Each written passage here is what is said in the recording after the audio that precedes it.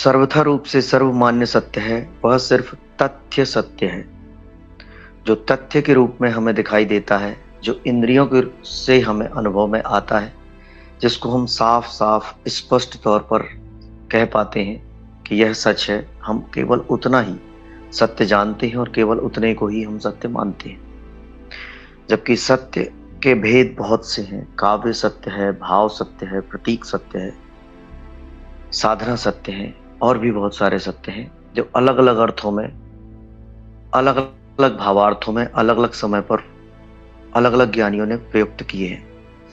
जैसे अगर एक फूल खिला हुआ है और उस फूल के किनारे से अगर एक वैज्ञानिक गुजरता है तो वह उस फूल को तोड़ देता है और उसके अंदर क्या क्या रसायन हैं, कौन कौन से केमिकल्स से वह बना है, वह रसायन शास्त्री उसे उस फूल में वह रसायन देख पाता है, जान पाता है। फिर उस फूल से माली गुजरता है तो वह उसमें अपना व्यापार देख लेता है। फिर उस फूल के बाजू से अगर कोई पुजारी गुजरता है तो उस फूल में वह प्रसाद देख लेता है जो भगवान को वह अर्पित करेगा और प्रसाद के रूप में भक्तों को बांटेगा। उस फूल के बाजू से अगर कोई प्रेमी गुजरता है तो वह उसमें कुछ प्रेम के अनुभव पाता है, वह अपनी प्रेमिका को याद कर पाता है। उसके बाजू से कोई गहरा आध्यात्मिक गुजरता है तो वह उस खिलखिलाते हुए, अपनी पूर्णता में पहुंचते हुए जीवन को देख पाता है और उसकी मृत्यु को भी।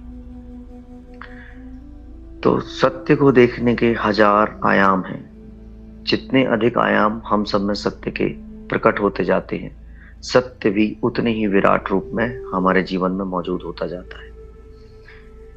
फिर सत्य की जो धार्मिक और गहरी से गहरी आध्यात्मिक परिभाषा है, वह शाश्वतता को ही सत्य कहती है।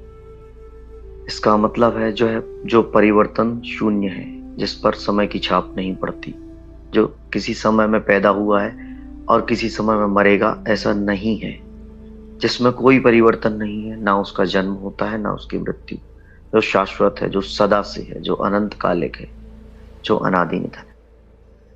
तो उसे भी हम सत्य के रूप में जानते हैं।